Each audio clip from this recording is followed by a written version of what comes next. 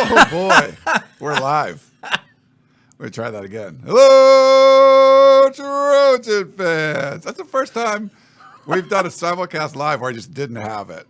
As you can tell, I'm Ryan Abraham, and if you're watching, I'm next to Connor Morrissette, the triple-double over there. And, yeah, we're going to talk about some USC football. I can kind of get into what my situation is right now. I just got back from the desert, a few days out there, and I'm a little, I don't say under the weather, but just a little frazzled, I guess you could say.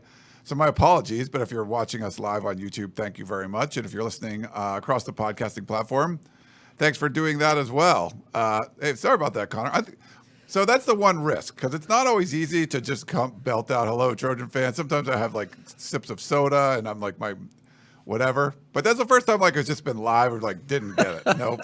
Just missed. That is A-okay. That made me laugh. You've told a couple of funny jokes before we started recording too, so just par for the course today. That was hilarious though. I did not expect to laugh 0.1 seconds into this thing, so that was amazing. Really messed it up, yeah. Well, anyway, thank you for listening, watching. If you have any questions for the show, things are obviously ramping up with USC football. The season starting, so you can email some questions, podcast@uscfootball.com. You could also call or text us at 424-254-9141. And if you have the Apple podcasting app, we would love a follow over there for the Peristyle Podcast. You can do that, and leave us a 5-star rating and review. That's awesome. You can follow us there and all of that.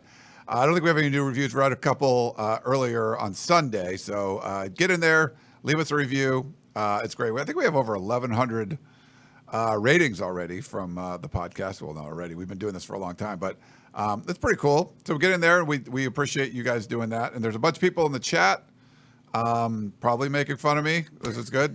But yeah, hello, everybody. And hello to you, Connor. What did you think? So, if you guys don't know, Connor started covering USC back in January for SI. I ended up hiring him a little over a month ago. And I know you're very excited to cover your very first USC game. So how was it for you? How was that first game? Well, of course, my college roommate got married, so I was in the great state of Rhode Island on Saturday and didn't get a chance to watch the game back until Sunday and watched it back a couple times. So foul ball on that one. Didn't get a chance to make the debut in the Coliseum yet because I guess it wouldn't have been in the Coliseum anyway, but I didn't cover the bowl game last year either. I watched that from home, so because that was had been when I started. So excited for this Nevada game because I'll finally get a chance to be there, and I don't plan on missing any more as far as time goes on. Who knows? Maybe something will pop up, but that was rare that, of course, I had a wedding that first game. Yeah, that was a little joke there. So you had that screw up. I had my screw up at the beginning of this one, which was good. And just like I've alluded to at the top, so I was out in the desert taking care of some crap for the last few days. It was a lot of work, manual labor and stuff. And I just got back like about an hour or so ago. So, and apparently it's taken its toll. So we're going to go to practice right after this, or at least Connor is. I might just be like, sit this one out and do some stuff at home. But we do appreciate everyone coming in and listening or watching to our Peristyle Podcast feed. We have a lot of podcasts going up every week with the Helium Boys ones going up. I did my one with Coach Harvey Hyde. Connor and I are doing ours. We had our Tunnel Vision show on Sunday night, so a podcast went up for that. Chris and Gerard will do their composite 2-star recruits podcast, which is always very popular.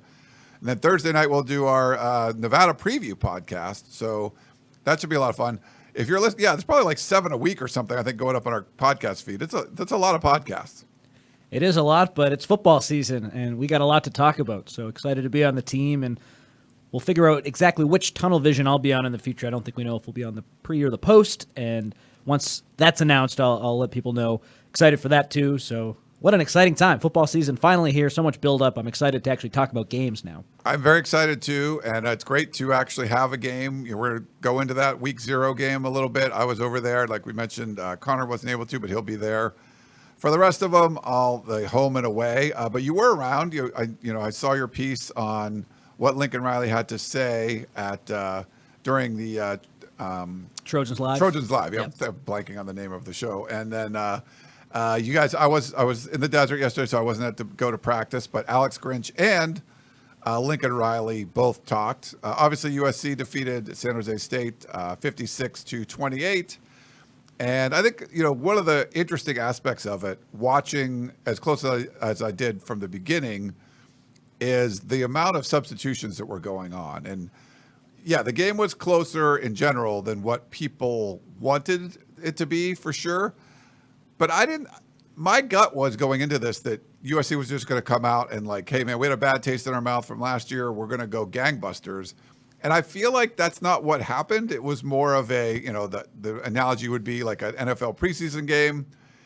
And there was a lot of rotating going on. And I wanted to kind of get your thoughts on that first. There was, the first 4 drives, I believe it was 3 different offensive lines combinations were used, and not just like one guy swapping out, like multiple players shifting in and out of the game. They would stay there for the drive, which is a little interesting when you have a Heisman Trophy winning quarterback and you give them like 3 different offensive lines, not because guys are hurt, just because you're trying out. It's essentially like an audition, right? And on the defensive side, a lot of rotations too. We saw mid-drive, they would come out, fresh bodies would come in, defensive line. We saw a few different combinations at linebacker. I think Kalen Bullock stayed on the field most of the time, but other guys were shifting around. So just a lot of moving parts. And we can talk about how that contributed to maybe it being closer than we think. But what were your thoughts on that? I guess that wasn't something I was expecting. I thought it was interesting. It's obvious that the staff is going to slow play this season to begin the year, and the schedule allows for it. The first 5 games, we've talked about it all the time lately, just the fact that you should win those games, and you should win them going away, most of them. And that allows you, with all these new faces, to try some things out and get guys reps at places maybe they didn't rep a ton at camp, and just kind of throw a lot against the wall and see what sticks.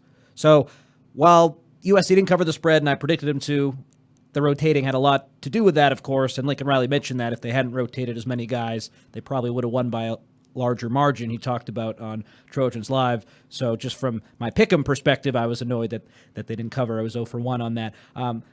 Once it was clear that was what they were going to do, I didn't really mind that much. I think it's good to see what you got, put as much on tape as you can, review it, see what you like, see what you didn't like. And Coach Riley and Coach Grinch, they talked about how there was so much more good on tape than bad. And I didn't have a huge problem with it. I think the schedule allows you to slow play it. They know that they need to be at their best at the end of the season as opposed to the beginning of it. I have a bunch of more specific thoughts, but overall, in terms of just the philosophy of throwing a lot of guys in there and seeing what they can do, I get it. So many new faces, transfers, true freshmen, that didn't really bother me that much. Yeah, I mean, it's the same thing. Our whole staff picked USC to cover the 31 The whole staff did? The whole staff did. So everyone got it wrong. They were covering at the end of the game. Yeah, they probably should have if they didn't give up that last touchdown. They gave it that 57-yard run, really kind of killed them. Yeah. And then they put Malachi Nelson in, and they weren't really a threat to score late in that one. But yeah, you felt like if this was a game, the 5th game of the season, and they were playing the exact same opponent in the same situation, like you would have won by more. But this was rotating guys in and out, trying to get a feel for things. I thought it was interesting that Riley said that they probably won't rotate as much coming up this week for Nevada. So there's like a 38-point spread, which I think USC would probably cover that one if you were just trying to play your best players all the time instead of moving things, having that many moving pieces. Plus Nevada is pretty bad. And I kind of think San Jose State's going to be pretty good. They play Oregon State this weekend. So watch if they keep it close with like Oregon State, who I think is a really good team. That's good. If Oregon State just blows them away, then maybe that's a bit of a problem. But yeah, it's interesting. What I think can kind of get lost in the mix, though, is, they rotated so many guys, and that is kind of an excuse for why they didn't play very well. And I wrote in my notes here, I didn't have a huge issue with some of the issues on the defensive line, some of the linebacking core mistakes, that long Chevin Cordero run in the first quarter on the 3rd and 22. If you watch that playback, and RJ Abadia, our colleague at USCFootball.com, had a great write-up about that play. Barry Alexander messed up, and then Mason Kopp took a bad angle. So they'll learn from that. They'll get better.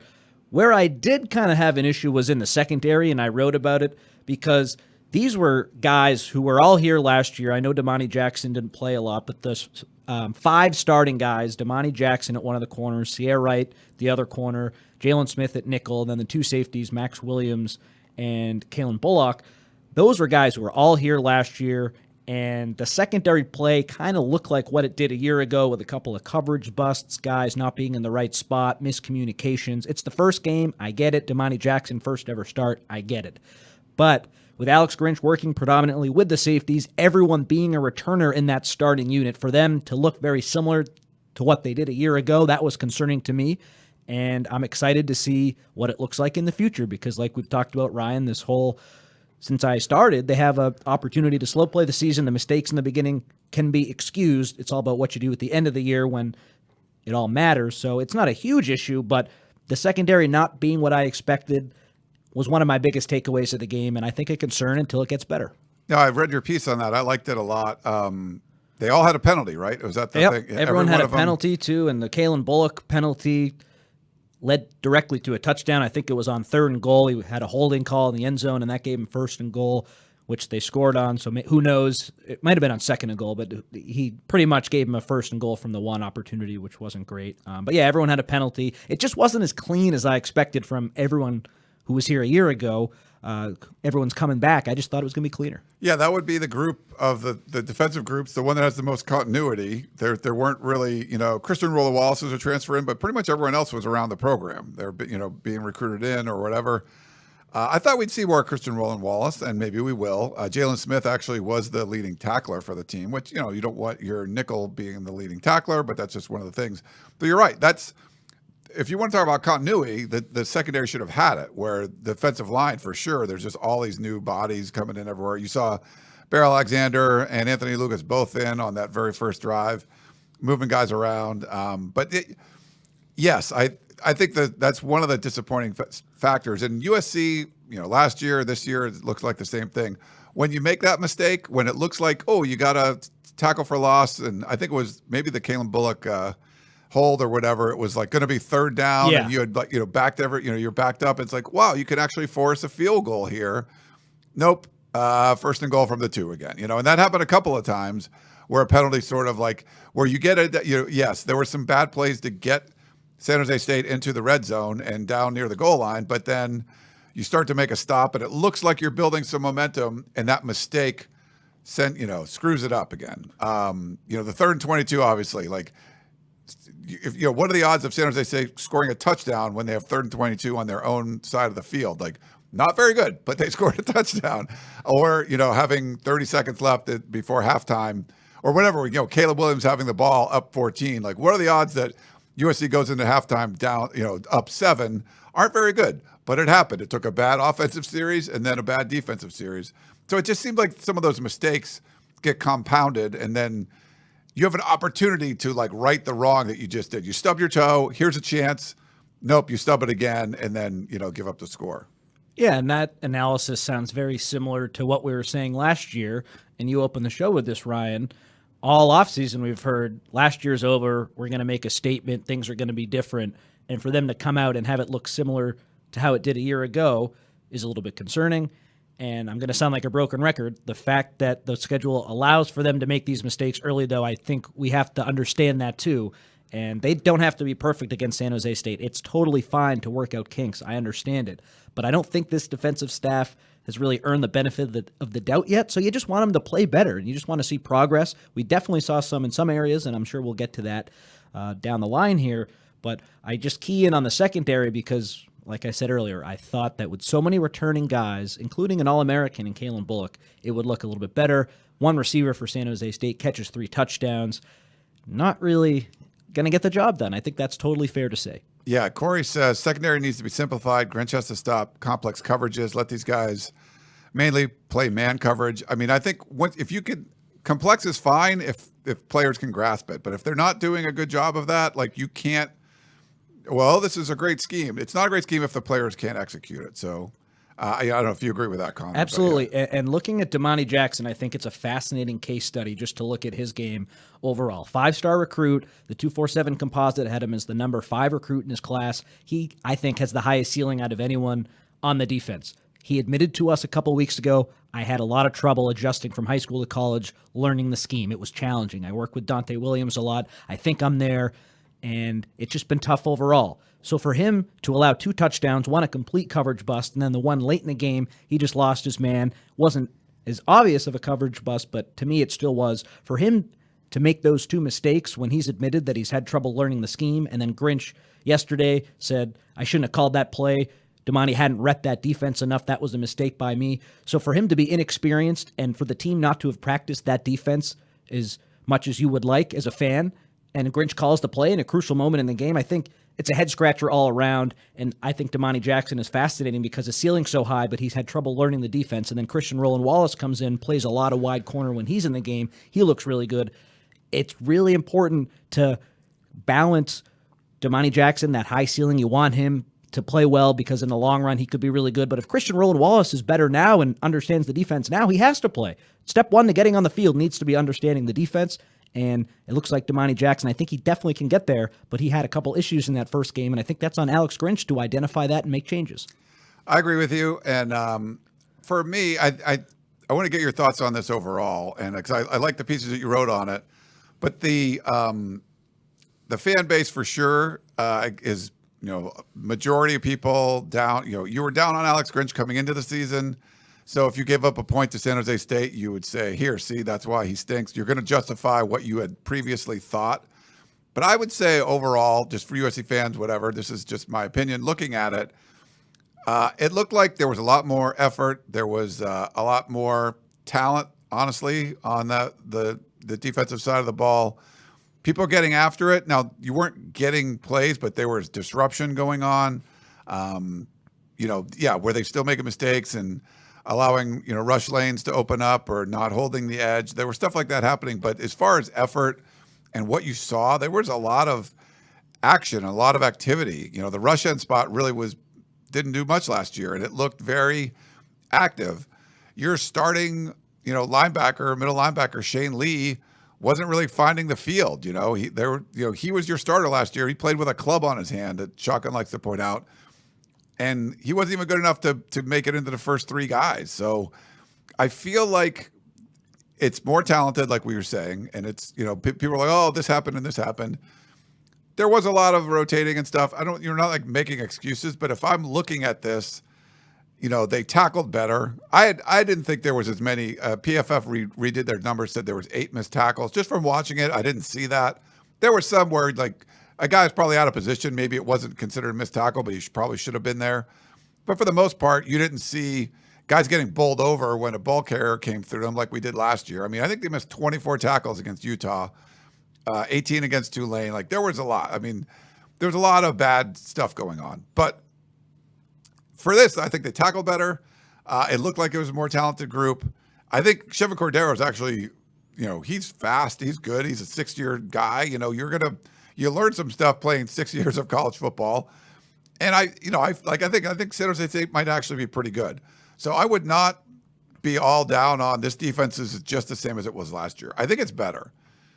But I think the clear thing is, if it's not better, there aren't any other places to point. Like, this is like, okay, you have enough pieces on the defensive side of the ball. What I saw out there, man, there were guys running around, athletic, big, strong, fast, that kind of stuff. If you can't stop people, you have to look at yourself if you're Alex Grinch and say, what am I? Someone should be able to take this collection of talent. You could argue they could have did it last year, but I mean, they definitely didn't have the depth that they wanted last year. You have it this year. You have the high-end talent. If you're not able to make it work, someone else, I'm pretty sure someone else could. So I would say don't, the defense is just as bad as last year. And I think a lot of national people are saying that. I would disagree. I don't think it is, but I wanted to kind of get your thoughts on that and, where you look at it as overall. Definitely agree with you, but it's the first game with so many new faces, so it's unfair after this game, I think, to say the defense is the same as last year, and that's just how it's going to be. Bear Alexander just enrolled. He's only been here a couple months, and you're relying on him to be one of the pillars inside for your defense. So him making one mistake and it leads to a 3rd and 22 pickup for San Jose State, I'm okay with that. He's a guy who's coming in who's new. He's still learning. He's still adjusting, and he thought he played solid, is what he said yesterday. I thought he played solid, too. Lincoln Riley talked about how, after watching the film back, Bear Alexander was a guy who did more than they thought in the game. I think the defensive line is the strength of the team's defense, and it's going to take some time to gel because you're potentially looking at starters who are all transfers. If Jamil Muhammad is the rush end, Anthony Lucas is the defensive end. Inside, maybe it's Jack Sullivan, Bear Alexander, Keon Bars. That's 5 guys who are probably your top 5 guys on the defensive line, and they're all new. The ceiling is high, but I think the floor, at least for right now, is low because these guys haven't gelled yet, haven't played a lot of football together yet. And this plays into Alex Grinch's role in this way. I think because everyone's so new, yeah, you would have liked them to have played a little bit better, maybe gotten more than the 1 sack that they did. But it's so new, and it's unfair to say the defense isn't good because of one game when so many people are new. Let's give them even though I said they didn't really deserve the benefit of the doubt, let's just give them an opportunity, the staff and the players, to show what they can do because we have 3 or 4 games now where it's going to be an easy opponent and they can work out some kinks. Let's let them work out the kinks before we start hammering them too much. No, I would agree with you there, and it's we don't get to watch practices much. It's more about the nuances you get from talking to players, talking to coaches, what we do get to see, and then, getting to see an actual game and watching and just knowing like, okay, this is better than what it was last year. So I'm definitely willing to sort of give a little pass and see how things go. Nevada should be an overmatched opponent for sure. Brendan Lewis, the quarterback, who, USC beat him up when he was with Colorado, and Clay Helton was the head coach. And they went 4-8 that year. Yeah. So I think, that was one of the wins that you got. So I don't feel this is going to be one of, it's going to be a huge test. Should you take a lot away from USC winning this one like 66-7 if that's what happens? No, I don't think you just say, okay, they fixed everything. I'm just saying, from what I've watched, I think it's going to be a better effort going forward. Yeah, and to your point, though, if it continues and at the end of the year it looks like this, then of course it falls on one guy, and that's totally fair. And I think Alex Grinch understands that too. So he's feeling the heat. He's feeling the pressure. Right now, we can't say fire him, let him go. More time needs to go by. We got to give him a chance with all the new faces. But if it looks like this, based on what you said earlier, Ryan, about how if it looks like this later in the year, it falls squarely on one person. I agree. And you got to throw Lincoln Riley in there too. I think the other encouraging thing would be they did force 3 and outs. And it wasn't like I would have liked to see a couple of field goals forced, like, stiffen up in the red zone. That didn't happen. There was defensive mistakes and penalties a lot of times that kind of kept drives going where they could have potentially forced a field goal or forced like a 4th and goal from the 5 or something. But, holding penalty or whatever gets you a 1st and goal at the 2. So that's not going to, or a pass interference, something like that. But they did force, I think it was 4 3 and outs, and one of them was like a 5 and out where they give up a first down and then, or 4 and out and then 3 and out right after that from the drives, which I wanted to see more of that. There weren't stops that were like, oh, you just got a pick 6 or an interception or something. Like these were, okay, you got 3 and out. You forced a negative play. You kept things going. They should have had more. I mean, that 3rd and 22, that's inexcusable. Like they're certainly, but I feel like just getting some of those 3 and outs, that's what I want to see more of. Like just come to play. You're on it this series. Like boom, Eric Gentry came in and they got 2 3 and outs right away, which is good. I think he was on the field for all of their 3 and outs, if I'm not mistaken. But that getting something like that is a big deal. You get the ball back to your offense, and they just weren't doing a lot of that last year. And I think Cordero's going to get his, but you got him a few times too. We'll see how good he ends up being and this San Jose State team ends up being. I mean, they were a bowl team last year. I think they're probably a little bit better than that this year. He's the preseason Mountain West Player of the Year. I mean, just, this isn't some bum. He's a good quarterback. He's a Group of 5 quarterback, but he's the best in his conference in the Group of 5. So I feel like, that's part of like how all this is going to come together. And, I don't know if USC is going to be tested at the quarterback position for a little while. We'll see. Going to Arizona State maybe. I just don't think Stanford's going to be that good. Nevada's definitely not that good. So we'll see maybe after the bye week against ASU. We're not sure what mental health state they're going to be in with losing their bowl. Kenny Dillingham's first year, they don't have a bowl game to play in or anything. But I feel like the 3 and outs are important. Like that was something that was different from last year. This is a better opponent than Rice. So there was some good. I mean, there was definitely bad, but I think there were some good aspects of it too that gives you sort of hope that if, at the end of the game against Utah or Tulane, if you got 1 3 and out, if you got one stop, you win the game. And they weren't able to get that stop, and they got a bunch of them on Saturday. They gave up other ones too. But I think being able to get those stops, not every drive, but some, that's what you needed to see from this defense. And we didn't see it at the end of last year. So if they can do it once or twice, I think it'll make a big difference. Certainly that was encouraging. And I just think it looks like you certainly hit on some of the transfers just from one game. Jamil Muhammad looks like he's going to be a big impact guy. In the PFF regrade, he graded out as the highest USC defensive player. I think he had 3 or 4 pressures, and we all saw he almost had that near sack before Cordero threw the ball away. He just looks like a guy who could really have an impact for you. Bear Alexander popped for me a couple times. Jack Sullivan looked good against the run. So at worst, I think it looks like the team definitely hit on some of these defensive transfers, and then you add in some freshmen like Elijah Hughes. It looks like he might play a role. It's encouraging, and I just think as more time goes on, things are going to get better for this unit. And I agree, Ryan. There were some encouraging 3 and outs. How they responded to some of the San Jose State touchdown drives were encouraging, certainly, and wasn't all bad. I definitely thought overall I wanted to see more, and I left sort of a bitter taste in my mouth, especially how they ended that first half. But you're right, there was some good too, and getting those 3 and outs is important. The fact that they didn't get a turnover, I think, might help them in the long run because then you just took more reps defensively than you would have otherwise if you got one of those turnovers. So those are just some of my thoughts there, and I agree with you too. The 3 and outs were very, very encouraging. Yeah, we got a shout out from Brazil. Love the international stuff. Sandro, hello from Brazil. Go Trojans. Well, welcome into the show, Sandro. Appreciate that. Thanks for watching on YouTube. Everyone watching on YouTube, thanks very much. Wow, we got like a couple hundred people watching. That's nice.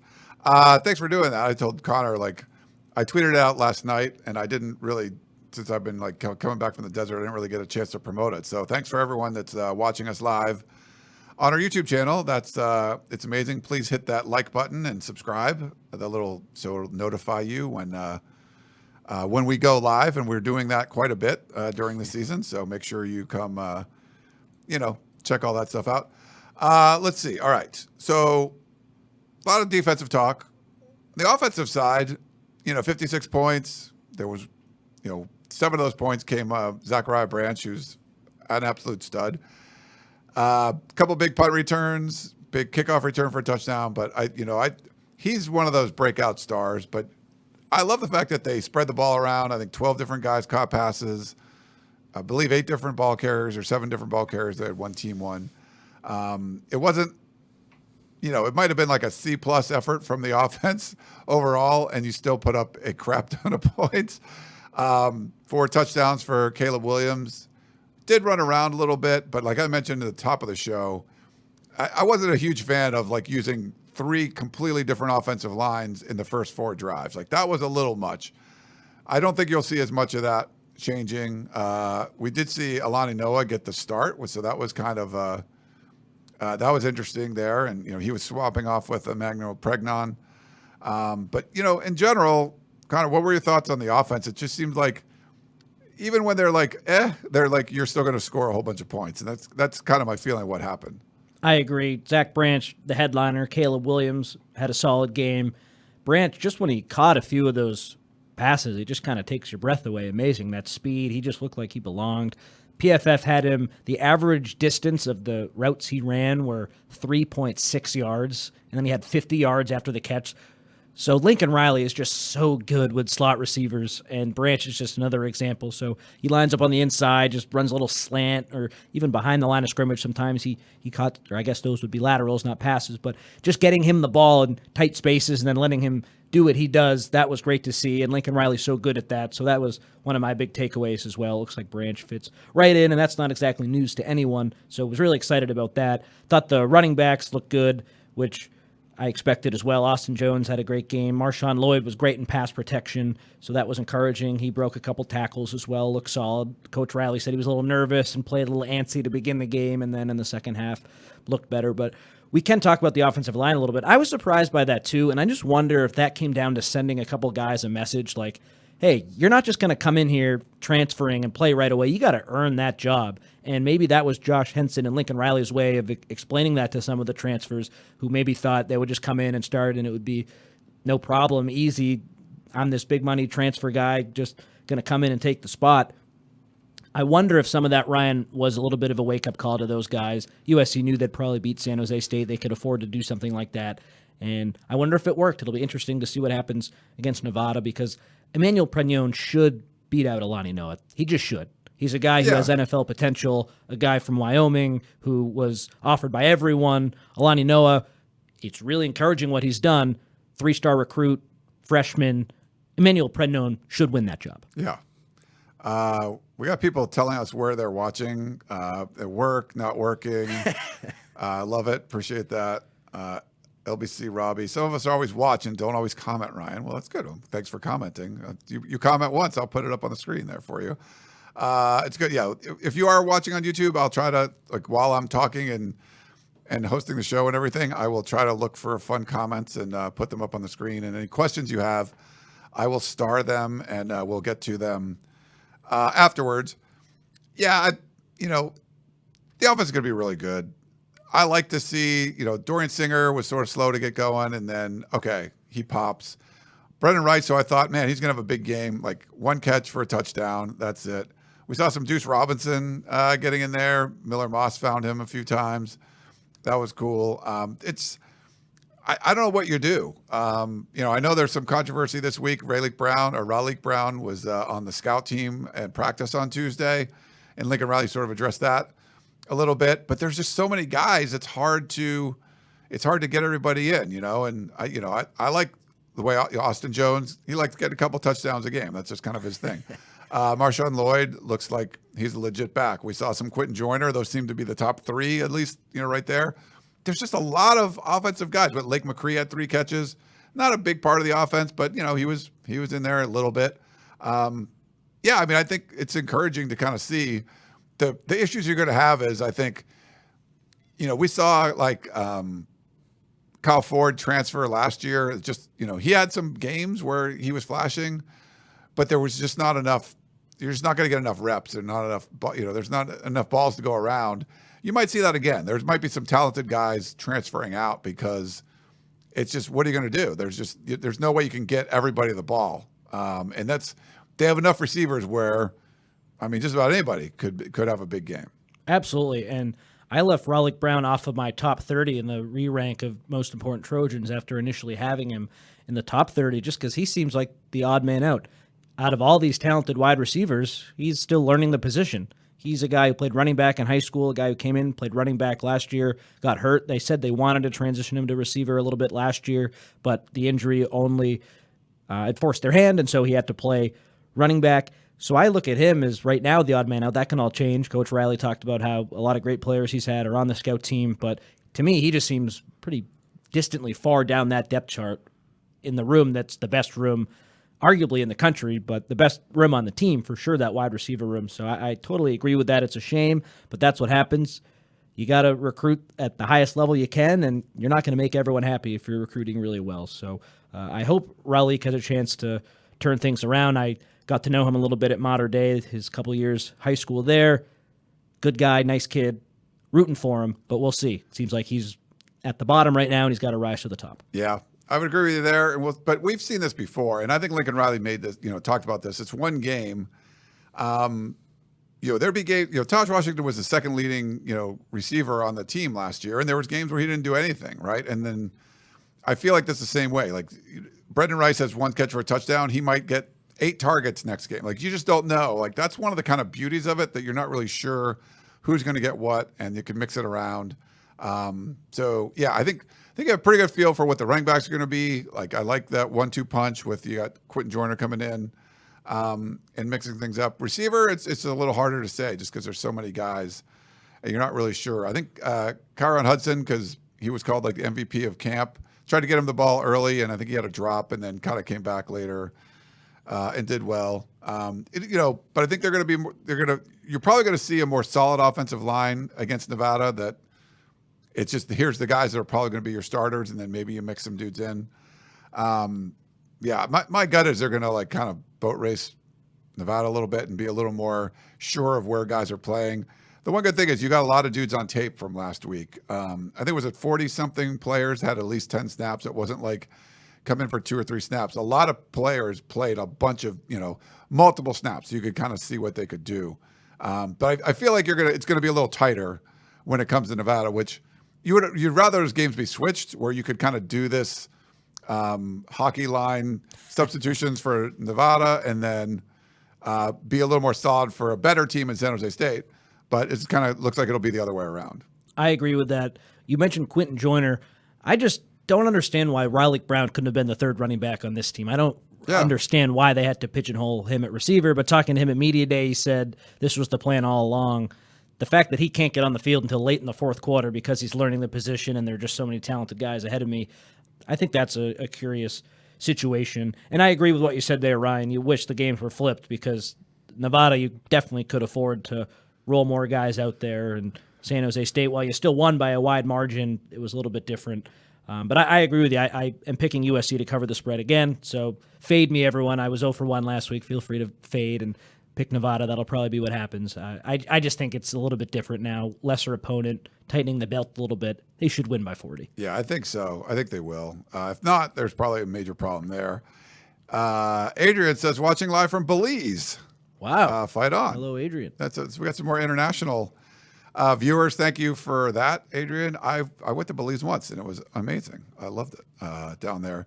I was not impressed with special teams, and I kind of talked about this with Coach Harvey Hyde. Get your thoughts. I thought the punting would be a lot better. It was kind of meh. No flip in the field or anything like that. Of course, Zachariah Branch is amazing, but if 2016 USC fans remember, I think John Baxter was a special teams coach. They screwed up all kinds of stuff, but you had Adoree Jackson returning kicks and punts, and he makes you look like a genius. And I feel like, in general, the special teams were just kind of like meh, but you have the special talent returning kicks and punts, and he makes things happen. So, I just wasn't super impressed with special teams work outside of Zachariah Branch coming in and making everything crazy. Great point. Punting, I didn't think was great. I agree. The kickoffs, a lot of times, weren't going into the end zone, which gives the other team an opportunity to return it, of course. And one went out of bounds. Yeah, one went out of bounds. They lose the onside kick. Yeah, that was terrible. And the illegal block or not, you just got to understand situations. And everyone a lot of people I've talked to, USC, they couldn't touch the ball until it goes 10 yards. No, that's the kicking team. USC can touch the ball whenever. So if it's a slow roller like that and it might stop right 10 yards past where it was kicked, like it did, and then the other team gets it, you got to make the decision. Someone on that unit, just dive on the ball and make sure it's yours. So they were unprepared last year with special teams. They were unprepared in this game, I thought. And Coach Riley can argue all he wants about the illegal block or not. And that replay, oh my goodness, 14 minutes. I was watching with my dad, and he was like, "Are you kidding me? We had fast forward, and we couldn't fast forward through that fast enough because I couldn't watch it live, of course." So I agree with that as well, and I just don't know, with no designated coach, like what's the way back? How can you improve on special teams without a coach? So we talked about this. Zachariah Branch. Yeah, well, yeah. I mean, he's great, but the other stuff, that's against good teams, that's how you win and lose games. So an underrated concern. Yeah, he says, what happened in the kickoff that went out of bounds? Did he slip? I didn't go back and look. I'm not sure, but. Yeah, you can't have kickoffs going out of bounds. One of the worst things you could do. And I thought he would be able to boom them, 5 yards deep. And I think they had a couple that were just barely into the end zone and got touchbacks on, but there weren't 6-7 yards deep where you had to do a touchback. It was sort of like at the discretion. They could have been returned. And people in the comments, if I'm wrong on this, please let me know. So Eddie Chaplicki was brought in to kick off, and I thought he started kicking off, and then I don't think they liked what he did. And then Dennis Lynch, I know, was kicking off because I saw him do it on one of the kickoffs, and I think he was struggling to get it out of bounds. So that's a little frustrating. You bring in a guy who you thought was going to be able to do both. He was all conference at Arizona State, and I'm sure he can get better. And I don't want to rip the kicker and punter, but thought that was something they had taken care of, and it looks like that might be a question mark. So this was like your first opportunity because you were gone at your college roommate's wedding, which doesn't he understand not to have fall weddings? Isn't that the thing? I guess it really wasn't a fall wedding. It was like late August. But any other thoughts you want to do from this game before we kind of move on? We'll get to some questions and stuff. We're going to preview USC Nevada more on Thursday night for Tunnel Vision. I'm also scheduling an interview with a beat writer that covers Nevada. What did you say, Nevada or Nevada? I say Nevada, but I could definitely have it wrong. And if you want to say Nevada, we can make an executive decision. I kind of bounce back and forth, I think. I'd probably say both. But, I'm going to have someone that covers Nevada, whatever you want to say, on this week. So it might be a standalone podcast, or I might play it on our Tunnel Vision show on Thursday. I'm not sure yet. But we will have a little more details about that. But they were 2-10 last year, pretty terrible. A couple of their coaches left in the last week. That's not a good sign. So there's, this is not going to be I think San Jose State, Brett Brennan's a really good coach, sort of like the well-oiled machine thing coming in. They're going to be pretty good. They're not going to be as talented, but they're going to be well coached. And if you make mistakes, you're going to be able to capitalize on those. I don't think it's going to be the same thing when you're playing UNR, So, So I don't think it's going to be as tough of a test. So we'll see how that's going. But we'll do some previews and stuff a little bit later in the week. But any other thoughts you had from this game, Connor, you want to share? I don't have my game notes right in front of me, but just something that I remember from those was just watching the game on TV. I was blown away by how after Miller Moss scores, everybody on the team comes over on the sideline and is giving him a dap, is shaking his hand, giving him a hug. Everyone, even Caleb Williams was so happy for him. Everyone looked genuinely happy for Miller Moss. And the reason I even bring it up is because, of course, you're going to be happy for a guy who doesn't play a lot to score, but I was just, it felt like an overwhelming situation, just how people were, everyone on the team was coming up to him. And you score maybe a few guys, hey, nice job, nice job. I think that just speaks to the kind of leader that he is, even though he's not in a leadership role as the backup quarterback. People really look up to him, really respect him, really like him. And that was one of my big takeaways from this game.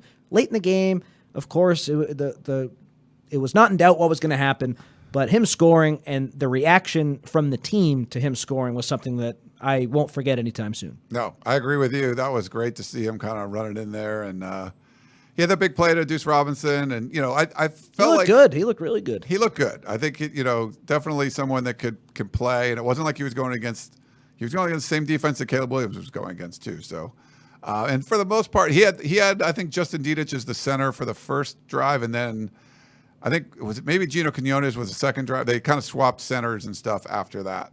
But he had partial first-team offensive line, but there really wasn't one for that game because Caleb Williams played with 3 different offensive lines anyway, too. Chris on YouTube says JJ the third plays for Nevada. So John Jackson, he does. He's transferred to Nevada. So does Jason Rodriguez. So is he on the roster? Is he not? So that's what we were. Fake news? That's what he was announced as. But then Chris looked up the roster and didn't see him on there. So well, that's a telltale sign that he might not be. But yeah, but he announced a transfer. Maybe he's not playing football then. He might there was questions if he was going to play football anymore. But then once he transfers there, I thought that was an opportunity for him to do that. But yeah, I don't know. And then we mentioned Brendan Lewis. You might the Colorado quarterback is there. But we've had some people that said we watch a lot of Mountain West. San Jose State's a legit team. They'll fight for the Mountain West crown this year. Nevada, no, they're not going to be doing that. So do you see him on there or no? Did you not on there. So he was on the Our Lads depth chart that I was looking at. So can't trust that site, of No. course. So that's my fault. But I thought seeing his name, I was like, oh, okay, that makes sense. But yeah, I guess he's not playing. Oh, yeah, and Elijah Winston, Blackie Chan, that's another former USC player and he's been there a couple of years. I think he does a pretty nice job over there. What's going on? All right, so what we're going to do is we're going to take a quick break. We'll come back and start doing some questions. We got voicemails and we got emails and we got chat boxes. So we'll try to get through it. We don't have to rapid fire them, but we'll be back in a minute.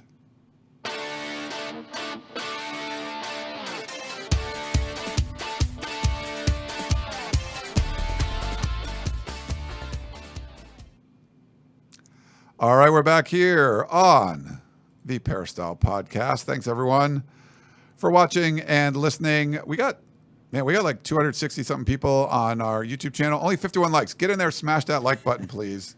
Go in there, smash it, like it. You like it. It does help us. Tell your friends about it. Share the link, whatever you want to do. We thank you for doing that. So let's do this. 3 simple words. You've got mail. Woohoo! Love my Homer. I forgot to play that sound sometimes. We have a couple. This one I like. There was one more, I think. Crap. I don't think I have it in here right now. But maybe it's on the other one. Let's see. Where is it? Oh, this one. Now for my favorite part of the show. What's that say? Talk to the audience. Oh, God, this is always dead. Love that one from Krusty. It's funny. Yeah. Talk to the audience. That's what we're going to do.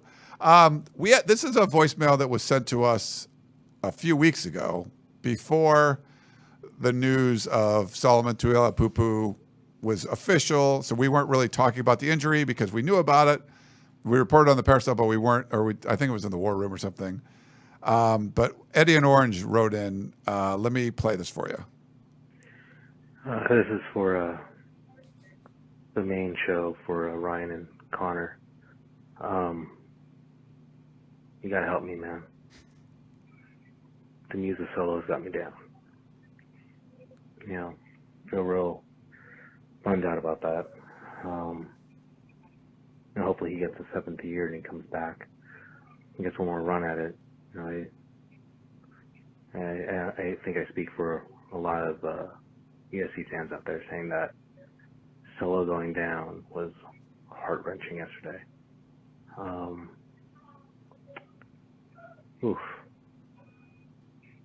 Hopefully he, like I said, gets another year. I don't know any information you can share. I know there's a information embargo out there about exactly what it is, but anything you can share about that would be great. I'm very sad, Eddie from Orange.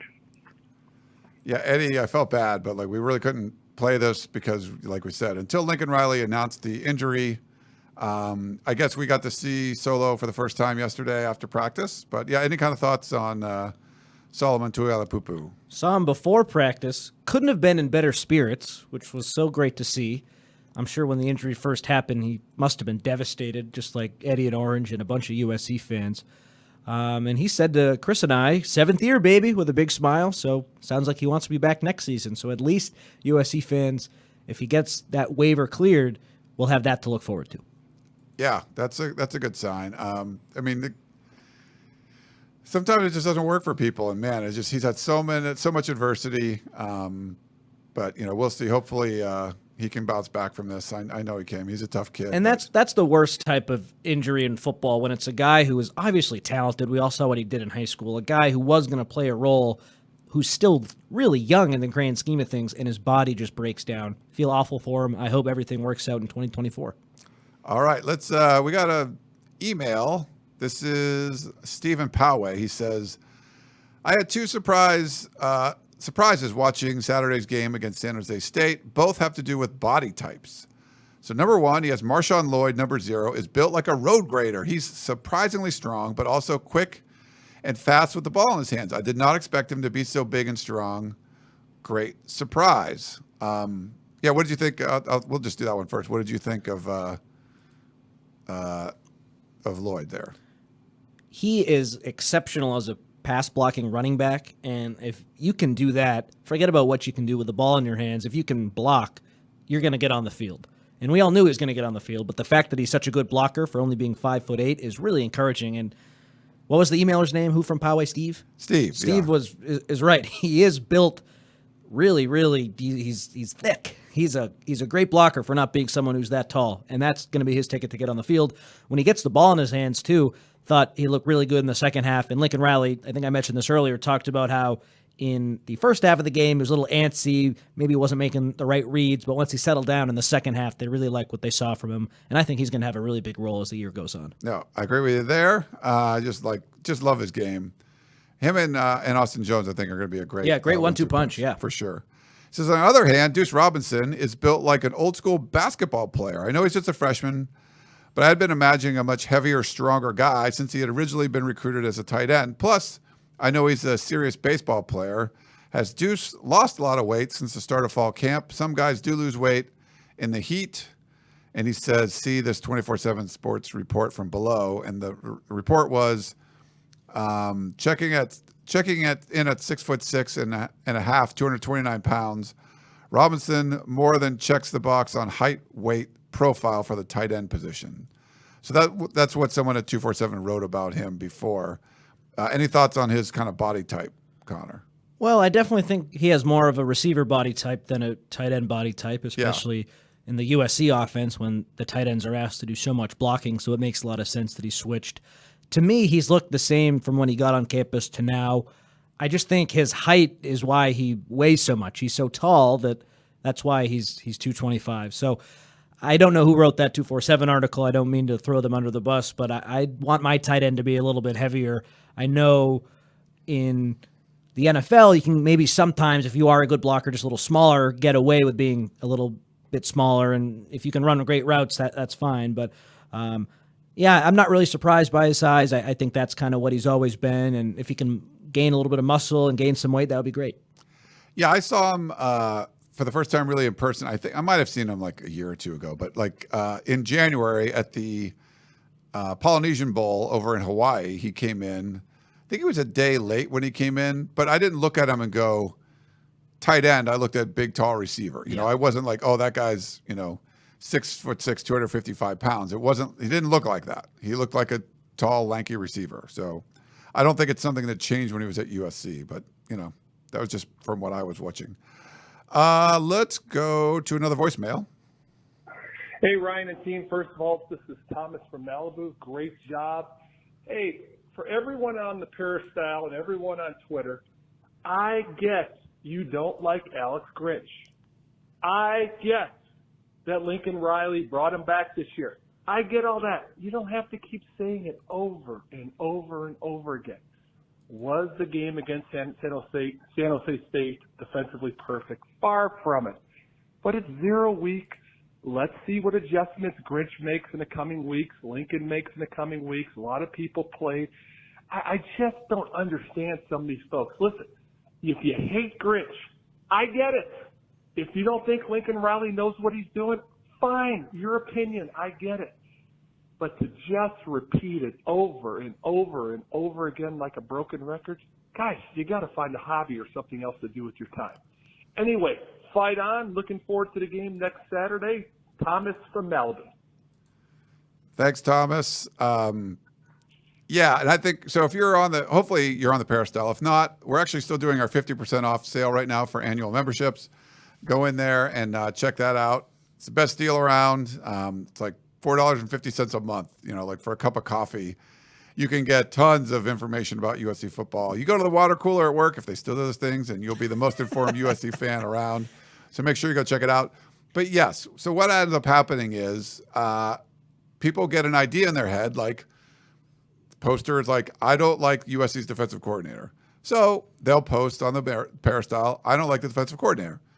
And then whatever gets some attention. And then someone else posts an article about, or posts a thing about, oh, I liked how much we rotated in the game. And then someone goes into that thread and says, I don't like Alex Grinch as the defensive coordinator. And it's like, well, this thread isn't about that, but they're just basically trying to say it over and over and over again. And we get it. Like, we understand. You were hoping that USC had a really good defensive effort.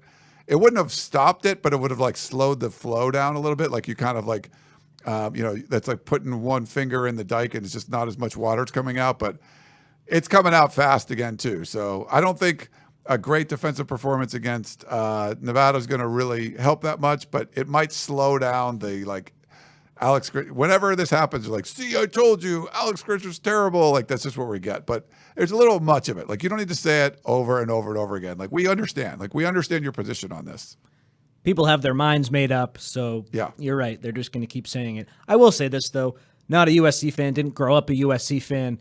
Watching how that first half ended, though, I was like, are you effing kidding me? They just did that? So imagine if I was a diehard fan, I'd be thinking to myself, this not only ruined my day, I know they won, but I'd be thinking about that all week. I couldn't get that play out of my head. The fact that last year went the way it did, and then you have this major coverage bust in a situation right before the half where we all know how important it is to get away clean at the end of the first half, and they do that. I do not blame fans for being frustrated with that sequence and leading them to type stuff on the internet about the defensive coordinator. I get that. Yeah. There's a lot of the typing stuff about the defensive coordinator on the internet, and most of it's on my site. So, all right. Let's go to YouTube comment. Jorge, how far is Corey Foreman from coming back? He played. He got in I think he's cleared to play, right? He got on the field. Cleared to play. They might be slow playing him a little bit, part of me just thinks maybe unless there are injuries, he just might not have much of a role this year. We'll see, though. He had been hurt, and even though he was cleared, it could be like a Zion Branch where they're slow playing him a little bit. But I just think they brought in 5 defensive linemen who are all going to play a lot. He's certainly behind them. You throw in Solomon Byrd, that's 6. He's behind those guys. He's just not in a good spot on the depth chart, and I don't know. I'd be a little bit concerned if I had Corey Foreman stock. I don't even know if we'll get an opportunity to play that much. Yeah. Let's go. Blackie Chan always has good questions in the YouTube chat. Any reason why Rice, he's talking about Brendan Rice, didn't get too much playing time except for the end of the starters? I don't know. About his playing time. I thought we'd see more of him. He did get a touchdown, but that was his only target, I believe. That was interesting. Part of it, I think, is they know what they have with him, but also, you know how we talked about the offensive lineman wanting to motivate guys? I think Kyron Hudson being labeled the starter or Rice, I think that was kind of a, Brendan, you had a great bowl game last year, but we want to see a little bit more from you. I think that was a way to motivate Brendan Rice. He was only in there for a few snaps, and he did get that touchdown. So I think he is going to play a big role, and he's certainly a guy who I think will have a good season. But I think a little bit the past few weeks, I wouldn't be surprised if they were trying to motivate him a little bit. They want to see maybe a little more from him in practice. Don't have any informed that's not an informed opinion or anything. That's just a guess on my end, but that's kind of how I read sourced. that. Yeah, no, not sourced, just a radio talking point, a take, I guess. I like your read. I think, this happens sometimes, right? And you can do that in a game like this where, we're going to play this guy ahead of you and let's see if it lights a fire under you. And all right. Along those lines, we had a question from Mike. Who's wide receiver number 1? I thought Mario Williams would be, but he didn't do much last game. He had that big 4th down catch. He's still going to be like a safety blanket, I think. But there definitely wasn't a wide receiver 1. It was just spread around a lot more. And I feel like with all the receivers, it might be a lot of that this year. Yeah, I would stick with Taj Washington, who out of all the returners had the most yards from last season. I think he is, but he was only targeted twice. So I don't know. I wouldn't be surprised. We talked about Dorian Singer potentially. Rice, you'd have to throw his name in the ring too. If Zach Branch keeps up this torrid pace, is it possible that he's your leading receiver as a true freshman? I wouldn't bet on that, but I think that's a possibility. The fact that I'm naming so many names, though, speaks to what you said, Ryan. They don't really have that true number 1, and I think Lincoln Riley likes it that way. No, I kind of think so too. But my gut is Dorian Singer is going to if you're going to have him have a huge game at some point. I think all of them can. But the 4th down play, that's where he went. The play where he fumbles the snap, he goes to Taj Washington. I mean, just back foot, hucks it 50 yards in the air. Just not a lot of dudes can do that. So that was pretty crazy. We got another email. All the chatter in the offseason was that the USC defensive problems were about personnel, not scheme. After the first game of the season, can we now say there are legitimate reasons to question the scheme? Real quick, I mean, you can question it even from last year, but you felt like the bigger problem was personnel. I think they've addressed the personnel part. If, like we said earlier, if they're still having problems, then it's you got to just circle scheme there. But any thoughts? I think play calling too. Do you really need to blitz on a 3rd and 22? Probably not. Just keep everything in front of you, and if they gain 20, they're still probably punting. So that's a play that sticks out. The Damani Jackson play with Max Williams where they had the breakdown and coverage, a play Alex Grinch said we hadn't worked on that much. I shouldn't have called it. So I think it is a little bit of scheme, of course, but the play calls at times leave a little bit to be desired, just a lack of feel a little bit from the guy calling them. So I think that plays into it as well. We'll see what happens, though. Next few games, I'm expecting a defensive turnaround, and then once things get going for real against some better opponents, that's when things really get started. So I think it's a mixture of all that, but let's give them a chance to right the ship, and we'll see what happens. I think it's funny. This is I didn't even plan this to come up this way, but 3rd and 22, blitz, right? Yeah. Right before the end of the half, I think it was 3rd and long, 3rd and 10 or something, broken coverage, give up a touchdown. What would you rather see them do? Like sort of play like a soft zone, like back off and keep things in front of them, like in both those situations? Like that would probably be smart, right? Makes the most sense? Or after, I think, the one completion, I think Sierra Wright was on the receiver that got him close to field goal range. Maybe say, hey, you're getting 3, but that's it. Yeah, you're kind of keeping things in front of you. You're not giving up a touchdown there. You're not giving Then up. don't break. Yeah. Well, Dr. Nick says, can someone please explain to me why we play soft coverage on 3rd and long versus inferior talent? San Jose extended too many drives due to lapses in coverage. Yeah, I don't think if you're talking about like some kind of a zone, I think that's what you wanted them to do. They were being probably too aggressive on the 3rd and longs, where it was a more complicated scheme as far as I think Max Williams was the one that said we hadn't repped this one that much. So you're taking people, potentially putting people out of position, and then you have a wide receiver wide open. If you're playing kind of soft, then you're just like, okay, I'll let him catch the 8-yard pass and we'll tackle him or whatever. But you wouldn't have given up a touchdown then. Maybe you give up a first down at the end of the half, but you force a field goal. What you can't do is allow the big play, the touchdown, which is what they did. So I think, Dr. Nick, you wanted them to play some kind of zone just to not, just keep everything in front of you and don't give up a touchdown right before half. And that's what ends up happening. I think they're probably overly aggressive as opposed to overly quote unquote soft. I agree with all that. Yeah. So that was kind of an interesting one. But yeah, people are going to be critical of whatever the calls are. We got one here. Ryan, just wondering if you'd heard anything about USC reaching out to Mayor Bass. So this is the Los Angeles mayor. We don't want to get too political on all this stuff. To ensure greater safety when taking the Metro to USC football games. Mayor Bass wants the Metro to be everyone's first choice. So he goes on to say that he was verbally assaulted by some crazy person as he was taking the train from Pasadena to USC, and it was 11 o'clock in the morning. He said, it's no joke. Any more of these incidents, and I'm foregoing my future tickets after being a season ticket holder for 15 years. We'll be packing pepper spray this year just in case. Oh, jeez. If I don't be safe. To be fair, I did like an Instagram story like years ago, like trying to go from the South Bay to USC on the Metro, and it was not a fun experience. It wasn't any like safety thing. It just, you had to do like partial bus, and then, I took train for a little bit, but then to get up the 110, I had to take a bus instead of the train because they didn't have one going direct or whatever. It just wasn't very clean. I don't know if you've taken it much since you've been out here, but I haven't heard about people getting harassed like that. But I don't know why you'd want to cancel your season tickets if like the Metro is not doing well. Maybe like don't take the Metro anymore. But I don't know. That's a weird one. I have gone to one USC football game in my life. It was the JT Daniels UNLV game way back when, I think 2018. Took the Metro from Santa Monica. Had a fine experience, but I've heard a lot of bad stories about the Metro, so I totally get that comment. And I don't know. I don't think it's on us to talk to the mayor, but he said USC. He didn't say us. So Right.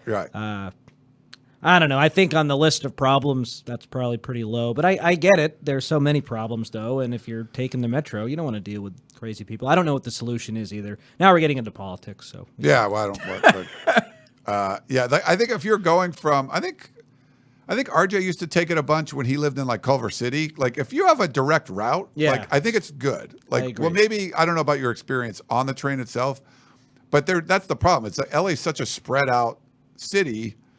It's hard. Like I think Pasadena might have a direct shot coming down, and if you have a bad experience on it, it's one thing. But like where I'm in the South Bay, I can take basically a train north, but there's no train that goes to USC west or whatever. I can take a train east, and there's no train north to get to USC. And so I was on a bus and on the freeway, like, and then there was like an accident. So I'm like sitting on a bus, like just waiting on the, like a schmuck on the freeway. I'm like, I could be doing this in my car and I'm not on a bus. So there was just, but if there's like a direct line, like Culver City to downtown, like to like Exposition Park, I think that's like a direct line. It's like, boom, you can do that. It's pretty easy. But whatever. But hopefully, stay safe out there. Don't do anything crazy.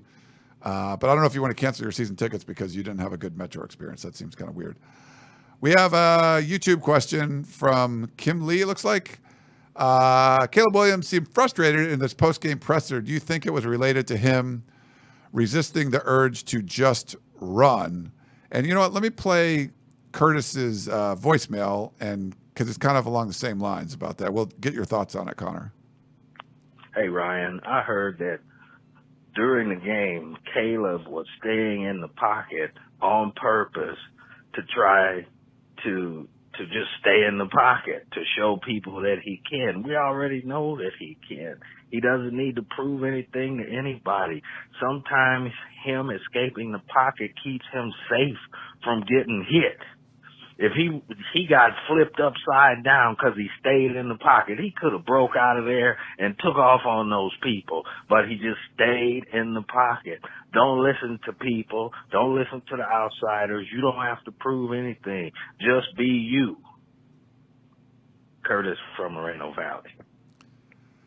All right. I don't know if that was like an MO, that he had to stay in the pocket or whatever, but I don't know. Any thoughts? He got hit a few times that you wouldn't want your quarterback to get hit.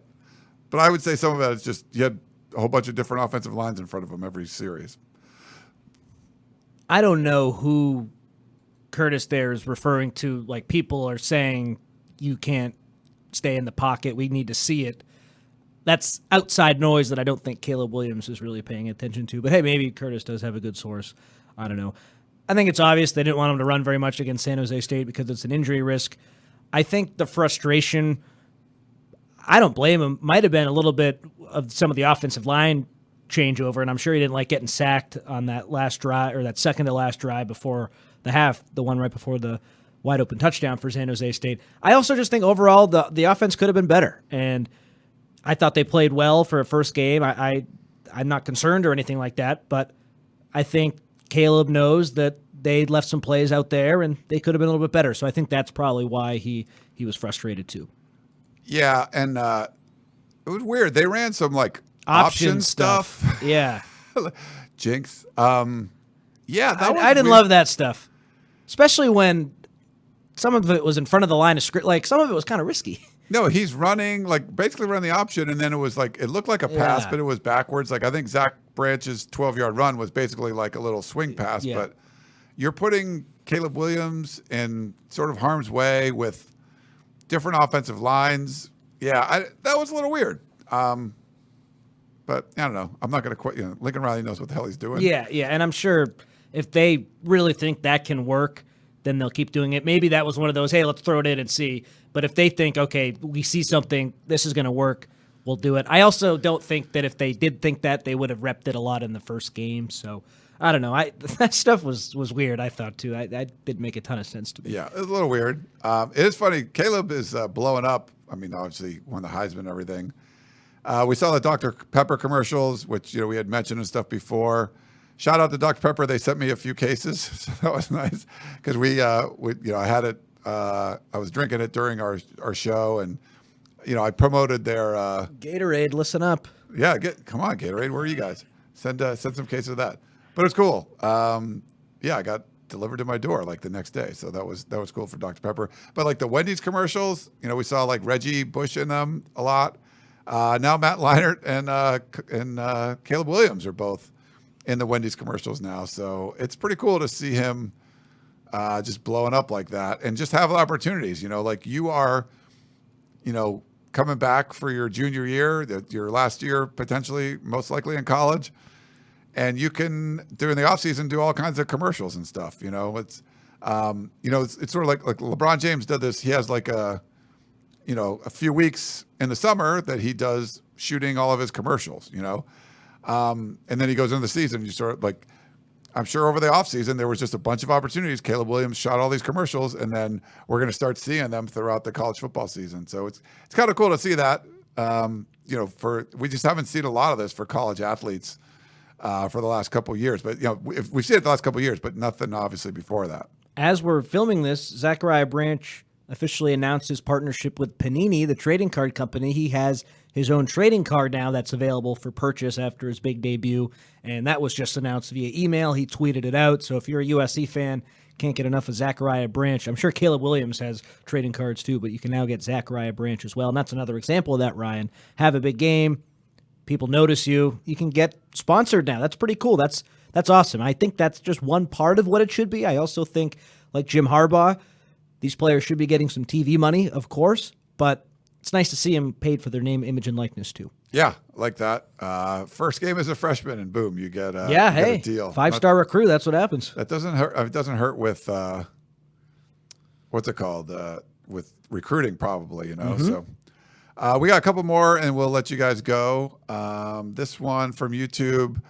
Who do you think decides to redshirt and transfer a la Gary Bryant? So last year, Gary Bryant Jr. kind of decided to redshirt early and then transferred to Oregon. Obviously, like Riley Brown is someone we talked about. Like, there's potential there. Any other names kind of pop to your head that someone that could? I hate to say it, but Corey Foreman, if stuff isn't going well, he's not getting much of an opportunity.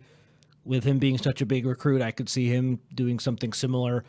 I don't know if anyone will announce it. You know what I mean? Like the Gary Bryant thing, Coach Riley was asked about it, and he said he intends to redshirt, and that's how everyone found out about it, I believe. You can correct me if I'm wrong on that. I don't know if that's going to happen again. Maybe people will just be quiet and then redshirt once the season's over. Or maybe it's just so obvious they're not suiting up, or for whatever reason, the writing's kind of on the wall. I look at him, just guys from the old regime, really, who aren't playing a lot, I would guess. And then any receiver who doesn't like their role, because that's the most crowded room. I look at those two spots. Yeah. Labrat says, I was surprised how blah the offense seemed to be, and yet they still scored 7 offensive touchdowns. Can't wait until they really start clicking. Yeah, I think it's a good point. And then Mark says, SC is not a triple option team. Like, no, but we saw a little bit of that out there. Let me see. I think we had one more, but I believe I lost it. So I'm sorry if you put your question in and I didn't get to it. All right. Any final thoughts, Connor, before we let this one go? I'll let you go off to practice. Yeah, thank you. I just think I like USC to beat Nevada pretty good this week. Talked about it a little bit. That's just how I see it. New quarterback for them. If you look at the depth chart, nothing really jumps out like, okay, there's where they can beat you. They have some veteran receivers, Max Williams said yesterday, so I look at that. But Nevada's projected for 4.5 wins. That's their over-under. So if they're under that, even if they're over, they might not make a bowl. It's just not that good a team. Yeah. All right. Well, I think we're going to let things go. You want to, if you're watching on YouTube, we can do our little pose. You want to hold up the Caleb Williams bobblehead? And I'll point. Hold on a second. Yeah. Oh. All right. I like it. So for the podcast, you're like, what are you guys doing? We're posing for the screen grab. But yeah, so my friend went to the Dodger game on USC night and got the Caleb Williams bobblehead. So pretty cool. It was a little decoration for the office there. All right. Well, that's going to wrap things up. Thank you, everyone, for tuning in, listening on the podcast platform or watching on YouTube, either live or on the replay. We got a lot more stuff coming up from practice, interviews, analysis, and then heading into the weekend, USC game number 2 in week 1. I think, do you have a thought on playing a game earlier than everyone else? Like, if USC was playing someone like good, like they already have one game and the team they're playing doesn't. That's why I'm curious about the Oregon State San Jose State game, because Oregon State's really good, but San Jose State already played a game. They got tested. That might help them. But it's kind of one of those things where, like, if you haven't played, you got to get all the rust out, and the other team's already played. Yeah, I think that is a good point. I don't know, though. For me, and especially this year, I would have loved if they just played week 1. But it makes sense. I think if you are playing like an LSU next year, would it be nice to have played San Jose State the week before, worked out some kinks maybe? But when did this whole week 0 thing start? It would be better if everyone just started the same weekend, in my opinion. But I guess football early, then no football is better. So maybe I'm making a bad argument. But to me, you should all start the same weekend. Yeah, I think you get some of it was with like Hawaii. If you go to a trip to Hawaii, you get like an extra game. There's all stuff like that. Like, it's funny, LSU, one of their best defenders is suspended for a game, and they're playing Florida State to start, and they were trying to move, I think that Grambling from like week 2 to week 0 so they could have him sit out that game. Instead, it didn't work or whatever, but it's kind of funny. They play some games. And the whole reason USC played week 0 is because they, Lynn Swann had scheduled UC Davis, and they had to get rid of that game. So the only way to do it was like to move, get San Jose State, but move it to week 0. Like, so there was this was basically a fix of a problem that was caused by the previous administration that Mike Bone and Brandon Sosson had to fix. So, yes. All right. Well, anyway, that's going to wrap things up. Connor Morrissette, triple threat, triple double. I am Ryan Abraham. Hope you guys enjoyed the show, and we will talk to you next time.